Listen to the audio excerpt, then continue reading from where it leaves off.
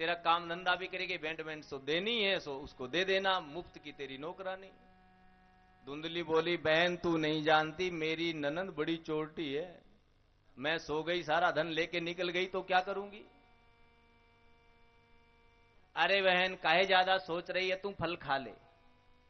अच्छा बहन तू कहती है तो मैं फल खा लेती हूं, लेकिन एक और बात बता बहन, मैंने सुना है एक सुखदेव नाम के मुनि हुए, 12 वर्ष मां के गर्भ में ही रहे। पड़ोसन बोली, सुना तो मैंने भी है, तो ये मेरे वाला 2-4 साल ही रह गया, मैं तो मारी जाऊंगी, बेटा किसके काम आया। पड़ोसन बोली, अब तुम खा मत खा, मैं तो चली। पड़ोसन निकल गई, उसकी बहन आ गई। अब जैसी वो वैसी बहन। अब बहन ये चाहती भी नहीं थी कि इसके बेटा हो जाए, क्योंकि उसके 3-4 बेटा पहले से थे। सोचा इसके कोई बेटा होगा नहीं, मेरे बेटे को गोद लेगी, सो इसका धन भी मेरा। बहन धुंधुली कैसी है, बड़ी उदास है।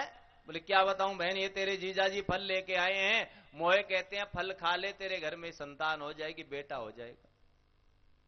अरे बहन इन बाबा बैरागियों के चक्कर में मत पड़ना। अरे फल खाने से किसी को बेटा हुआ है क्या, मत खाना।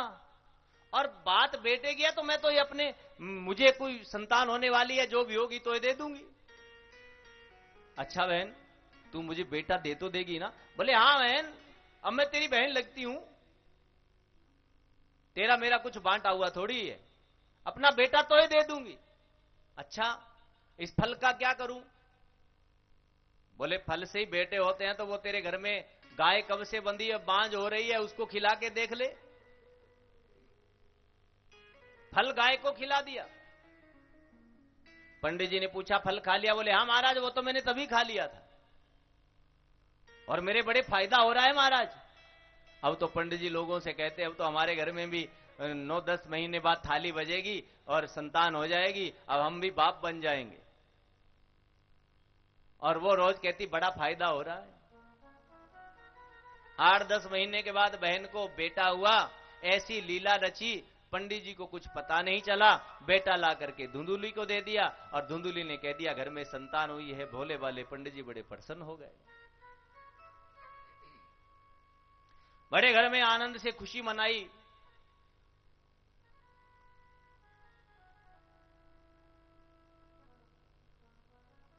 और अब नामकरण संस्कार की बात आई।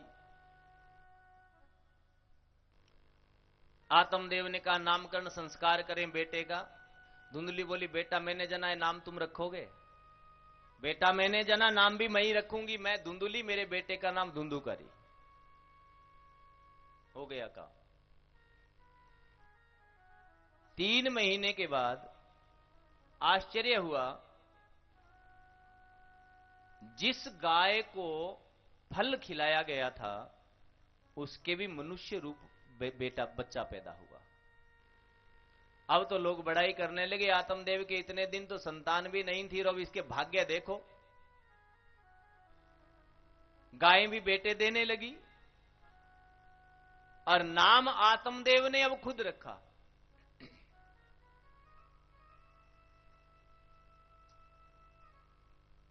गऊ के जैसे कान थे, मनुष्य जैसा आकार, नाम रखा गौकर्ण। गौकर्ण कौन है, गौ मैंने गौ माता भी होती हैं, और गौ माता सर्वजन का भला करती है। तो जिसके गऊ के जैसे कान हैं, गौ माता को गाली दो तो भी खट्टा दूध देती है क्या। गौ माता की ईर्ष्या करो, गौ माता की बड़ाई करो, गौ माता को गाली दो, गौ माता को कुछ भी कहो, उसके कोई असर नहीं, दूध उसने मीठा ही देना है। और गौ मैंने होता है पृथ्वी, पृथ्वी के जैसे कान है जिसके, स्वभाव है जिसका। अब पृथ्वी पे आप गड्ढा खोद लो, पृथ्वी पे आप गंदा डालो, पृथ्वी पे आप घर डालो, पृथ्वी पे कितना ही वजन डालो, लेकिन कभी पृथ्वी माता ने आकर के तुमसे शिकायत करी। तो जिसका स्वभाव पृथ्वी के जैसा है, जिसके लिए निंदा स्तुति एक सम्मान हो, वही गौकर्ण है। गोकर्णो महापंडित और धुंधुकारी महाखल है। धुंधुकारी महाखल हुआ, शिकारी कुत्तों को लेकर के बुरे संगत में शिकार खेलने जाता, मदिरा का पान करने लगा। और गोकर्ण जी महाविद्वान हुए।